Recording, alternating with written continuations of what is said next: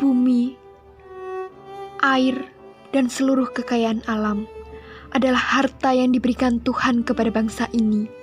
Bangsa yang berpijak pada keluhuran sejarahnya, bangsa yang terus tumbuh dan selalu mampu beradaptasi pada kemajuan peradaban, dihuni oleh jiwa-jiwa yang merdeka, yang tak pernah kenal kata menyerah.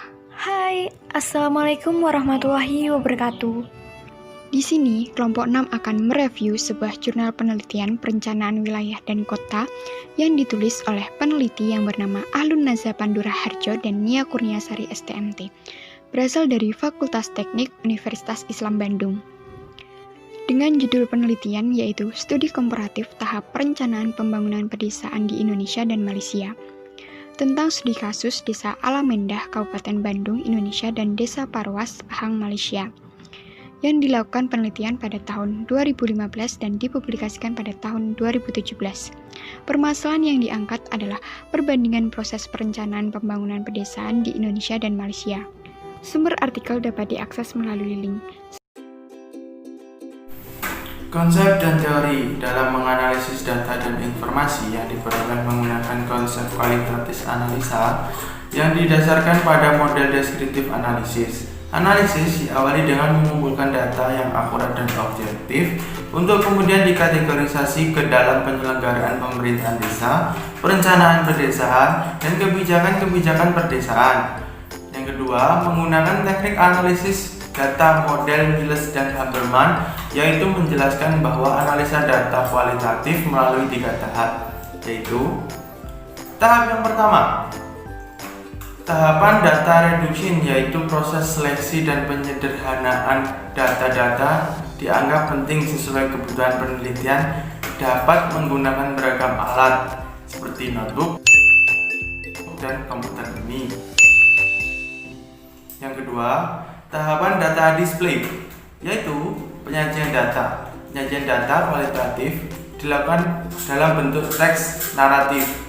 Yang ketiga, conclusion drawing, verification, yaitu menarik kesimpulan dan melakukan verifikasi data.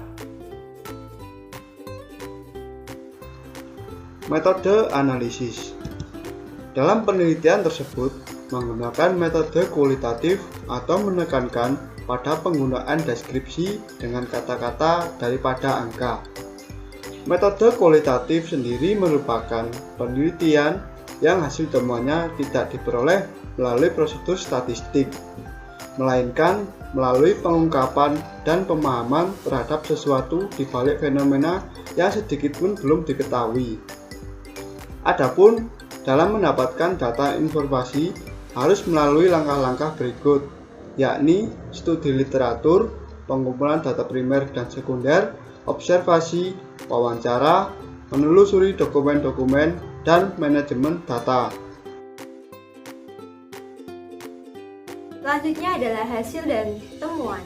Berdasarkan penelitian dapat diketahui perbandingan atau komparatif tahapan perencanaan pembangunan pedesaan di Indonesia dan Malaysia yang meliputi berbagai aspek seperti aspek konsep perencanaan, aspek tujuan, aspek prinsip, aspek ciri-ciri, aspek ruang lingkup, dan aspek dasar hukum yang digunakan. Yang pertama, konsep perencanaan pembangunan pedesaan. Di Indonesia, lebih untuk mewujudkan kawasan pedesaan yang berkelanjutan dengan dibentuknya tim RPJM, Rencana Pembangunan Jangka Menengah. Sedangkan di Malaysia, untuk transformasi perkotaan dengan dibentuknya PTD, Pelan Tindakan Desa. Yang kedua, tujuan perencanaan pembangunan pedesaan. Di Indonesia, lebih menekankan untuk keserasian antara bidang dan lembaga. Sedangkan di Malaysia, untuk mewujudkan alam yang mampan atau berkelanjutan. Yang ketiga, prinsip perencanaan pembangunan. Di Indonesia menggunakan prinsip demokratis, sedangkan di Malaysia lebih berfokus kepada sang pencipta. Yang keempat, ciri-ciri perencanaan pembangunan. Di Indonesia bersifat aspiratif, menarik, operasional, adaptif, edukatif, demokratis, dan koordinator. Sedangkan di Malaysia bersifat secara menyeluruh, terdapat perubahan kuantitatif dan kualitatif, serta penggunaan SDM secara adil. Yang kelima, ruang lingkup perencanaan pembangunan. Di Indonesia ada RPJM, Rencana Kegiatan Desa, dan APBD. Sedangkan di Malaysia hanya ada Rencana Aksi Pembangunan Desa. Yang keenam, landasan hukum. Di Indonesia berlandaskan Undang-Undang Nomor 6 Tahun 2014 tentang desa. Sedangkan di Malaysia berlandaskan Akte 172 tentang Akta Perancangan Bandar dan Desa 1976. Ketujuh, peran aktif stakeholder atau pihak pelaksana pembangunan. Indonesia terdiri dari BPD, pengurus RT RW, pemuda, LPMD, dan lainnya.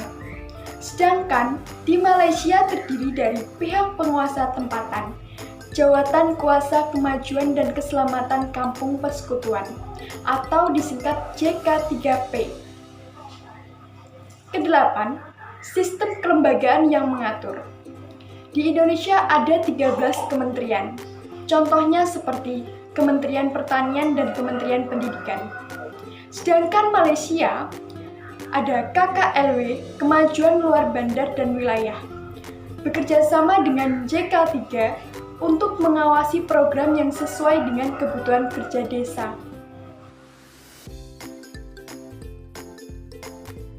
Kontribusi hasil penelitian terhadap perencanaan pembangunan wilayah. Adanya penelitian tersebut berkontribusi aktif dalam perencanaan pembangunan wilayah. Di dalam hasil penelitian dapat disimpulkan beberapa isu pembangunan di desa yang membutuhkan pembangunan wilayah, seperti belum optimalnya kelembagaan yang mengatur pembangunan desa, peran masyarakat dalam perencanaan pembangunan masih minim, rendahnya pengetahuan dan skill masyarakat desa, kemiskinan masyarakat desa, dan keterbatasan ketersediaan infrastruktur. Dengan mempelajari isu yang akan mempermudah pencapaian pedesaan yang mandiri dan berkelanjutan di Indonesia. Dalam hasil penelitian, dapat rincian perencanaan pedesaan di Indonesia dan di Malaysia secara jelas, yang berguna sebagai pembanding antara sistem perencanaan Indonesia dan Malaysia. Negara Indonesia dapat menganalisis apa saja kekurangan yang perlu diperbaiki untuk pembangunan ke depannya. Tidak hanya itu, hasil penelitian juga menyebutkan bahwa ada suatu peran penting dalam pembangunan desa untuk desa yang lebih maju dengan pembentukan RPJM desa yang beranggotakan 7 hingga 11 orang. RPJM desa adalah lembaga yang melaksanakan kegiatan mulai dari tahap penyelarasan kebijakan pembangunan yang sesuai dengan kabupaten atau kota, pengkajian keadaan desa, analisis data, sampai dengan tahap penetapan dan perubahan rencana pembangunan desa.